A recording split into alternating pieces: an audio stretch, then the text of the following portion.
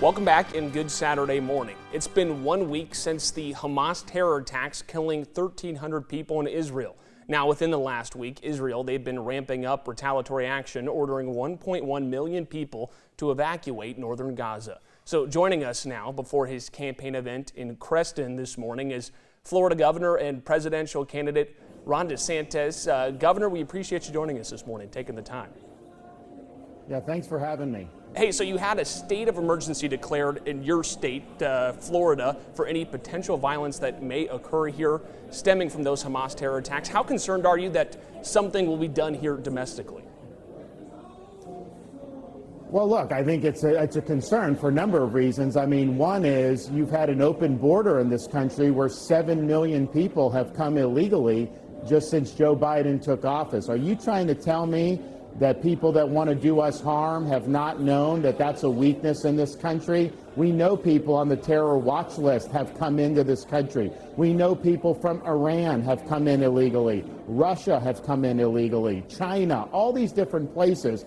So we have vulnerabilities, there's no question. Now, our state of emergency not only recognized we got to keep the people of Florida safe, what we also authorize is transport for Floridians who are stuck in Israel to be able to bring them home, because the Biden administration was dragging its feet on that. They now say, well, maybe we'll get flights and dump people in Europe, but people don't need to be dumped in Europe. They want to get home. So we're going to be able to report that the first flights coming from Israel to Florida are likely going to take off today when the Sabbath ends in Israel, and we anticipate people arriving in Florida sometime on Sunday. So when there's a devoid of leadership, we step up and we get the job done. Talking about leadership, obviously you leading your own state there in your own response. How has the Biden administration done, in your opinion, to the response with helping Israel and giving them aid? Well, look, I think the last weekend I was in Iowa campaigning, and they didn't even wake Biden up when the war started.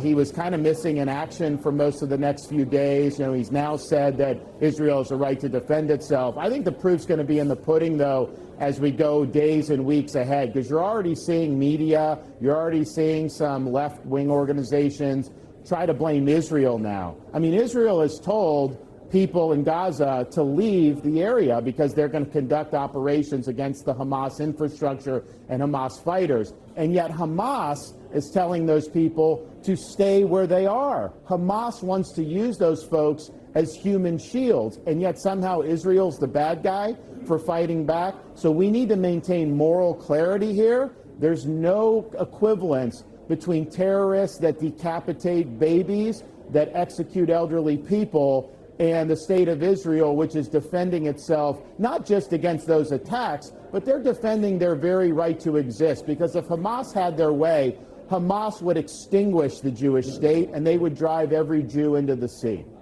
Okay, Governor, I want to talk about the campaign trail here in Iowa. After today, you're going to have 80 counties completed on the full Iowa, the 99 county tour. I want to know what's the most common issue when you're coming here over weekend events or over the week that Iowans are telling you what's front of mind for them? Well, since last weekend, the terrorism has now been something that people are much more concerned about, and particularly they appreciate how I'm linking that threat to what's happening in the border. There's a lot of concern about this open border because we've seen the drug trafficking, we've seen the fentanyl deaths, which has been absolutely abhorrent to have over 100,000 Americans die. The drug cartels are totally eating our lunch, and I think people have been concerned about that for a long time. But then when you see some of these demonstrations around this country, I mean, in the immediate aftermath of reports of Hamas beheading babies, raping women, you have people taking to the streets in the United States cheering on Hamas. So I think we've had people coming into this country. We have no idea who they are. We don't know what they stand for. Many of them don't even like the United States of America.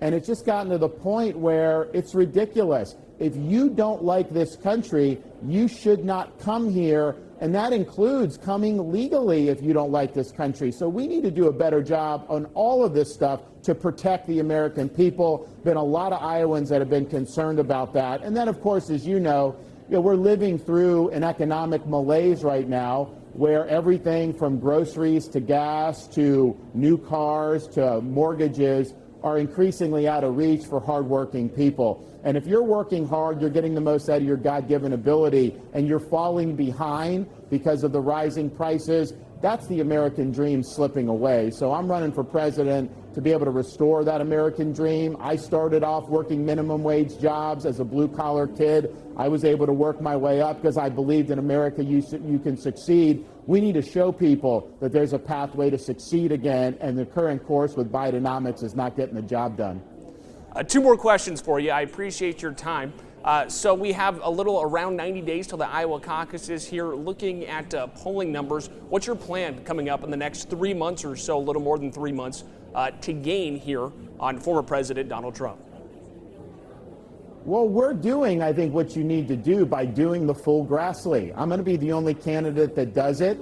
And I think if you talk to people who have been involved in Iowa caucuses in the past, what they'll tell you is, look, that's not something that necessarily shows up in polls. But when it comes time to caucus, you see this support come out. So I'm confident that we've marshaled really, really significant support. And, people have told me who've been involved with previous winners of the caucuses, the last 3 times we've had contested Republican caucuses, they say, man, you're way ahead of where the winners were at the time. So we're going to keep building off that momentum. We think by the end of today, we will have already signed up 20,000 commit to caucus. And to put that in perspective, that was more than every candidate except 3 got in 2016 on actual caucus night. And here we are with more than 90 days left to go. So it's going to be a full court sprint. We'll do 99 for sure, but then you're going to see me bopping around Iowa and New Hampshire a lot over the next 90 to 100 days. And I wouldn't trade places with anybody right now in terms of where we're at and where we're headed.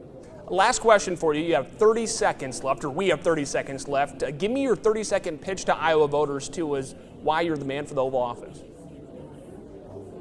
I'm the only veteran running. Be the first president since 1988 to have served our country in war. I'm the father of 3 kids. I understand the issues for parents' rights and education. And I'm the only one running who has delivered on 100% of his promises. As governor, I delivered everything I promised. We need to reverse the decline of this country. We can't settle for managed decline. But that means we need somebody who's going to be able to win and somebody who's going to be able to actually deliver on all these promises for 2 4-year terms. And I'm the only guy that fits that bill. All right, Governor DeSantis, you delivered too. You were just a couple seconds over the 30 seconds, so you made that mark. We appreciate you being with us this morning. All right, thanks so much. Take care. Yeah, you as well. Hey, we'll be right back when Today in Iowa Saturday returns.